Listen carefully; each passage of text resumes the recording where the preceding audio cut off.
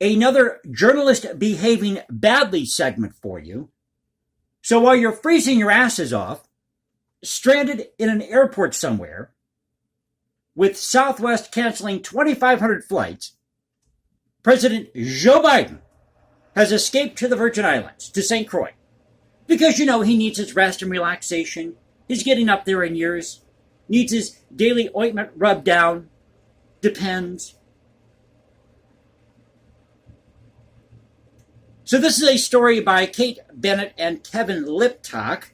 This is at CNN. The Bidens make an island escape ahead of consequential 2024 announcement. And CNN is praising, these journalists here are praising Biden's trip to St. Croix. It says here, President Joe Biden this week returns to St. Croix, one of his and First Lady Jill Biden's beloved vacation spots, seeking a final opportunity for rest before what is expected to be a contentious 2023 and re-election run-up. As Biden unwinds in a familiar spot, the first couple have visited the U.S. Virgin Islands for more than a dozen years, vacationing there approximately 10 times since the mid-2000s. The work on his path forward intensifies back in a frigid Washington, D.C. Can we say out of touch? So you're going to take this trip to St. Croix while the rest of the country's freezing. And wait till you hear what they got to say about that here in a little bit. Now, advisors are already preparing the president's annual State of the Union address, which will be another snorefest, I'm sure. Typically delivered in late January or early February, viewing the speech as an opportunity to lay down the stakes and themes that Biden could adopt on the campaign trail. Folks, there ain't going to be a whole lot of there. It's going to be the same regurgitated BS that you've heard before. Every election cycle. Do we really need a president? The first couple arrived in St. Croix on Tuesday, along with family members, a gathering of the tight-knit clan who, according to several people with knowledge of recent conversations who've spoken to CNN, they have exclusive rights to the president, CNN does, have now pledged support for another White House run by Biden. Senior administration officials once viewed this week's tropical escape as a crucial juncture, just trying to rub that in there for all those who are out there stranded in an airport somewhere or freezing your asses off. So senior administration officials once viewed this week's tropical escape as a crucial juncture that would play a major part in deciding his political future. And while the president does still plan to mull with his family the pros and cons of mounting a re-election bid, people who have discussed the matter with him lately say the decision is essentially made. He's going to run again. Clues that Biden was expected in St. Croix were everywhere in the run-up to his arrival. The jumbo C-17 transport planes sitting among the puddle jumpers at the airport, temporary security checkpoints among the Bougainvillea, is that how you say it? Bougainvillea. I'm reading this to you cold again. Along the quiet coastal road, unusually high numbers of visitors from Washington, D.C. Even for a popular tourist destination, accustomed to a wave of winter travelers, this week's presidential visit has maxed out the island's resources.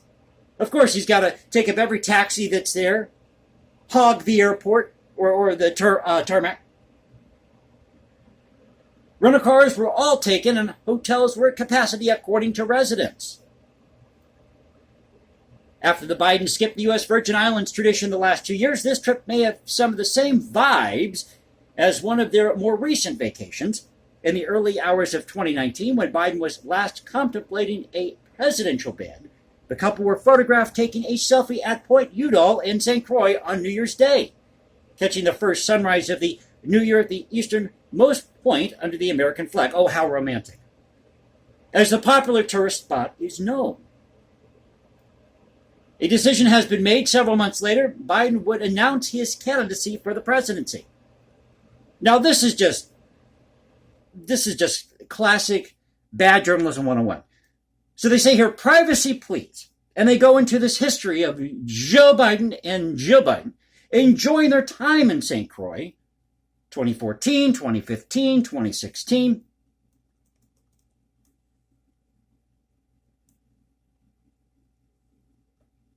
Now here you go. This is where they're really rubbing it in. Skipping through the article. St. Croix, for the first couple, has provided that sort of intense privacy, plus the warmth and beach that the Bidens favor. During their visits in the years after Biden served as vice president, when his security apparatus dwindled and normalcy found a return to their daily routine, the first couple could be spotted around the island on occasion with virtually no entourage driving them along the flower-lined roads in a rental Toyota sedan. They're just regular people, you see. They're regular people renting this Toyota sedan. The home they leased was modest, only a few bedrooms, and was available at other times of the year for other tourist on-vacation rental websites, which they probably all booked up. The Bidens are staying at the home of his friends Bill and Connie Neville in St. Croix, the White House says, and the President and First Lady have stayed at the home of the tech executive on previous visits to the island. And they go into this diatribe about beach people. What else do we have here? Re-election discussions on the island. Ooh. So here we have another example of journalists behaving badly, praising the Bidens for making this escape to St. Croix to the Virgin Islands while you're freezing your asses off, stuck in an airport somewhere. Southwest has canceled 2,500 flights. Don't worry, folks, spring is around the corner. Again, we don't need a president. If we're going to have a president do this, then what's the point of having a president to begin with? Can you say tone deaf? So if you enjoyed the video, you know what to do. You can also follow me on Instagram, #JasonComposes, or find me at Twitter, Culture Confederacy at Twitter. This is the Culture Confederacy saying, peace out, stay safe, everybody. God bless this thing we call the United States, and I'll catch you next time.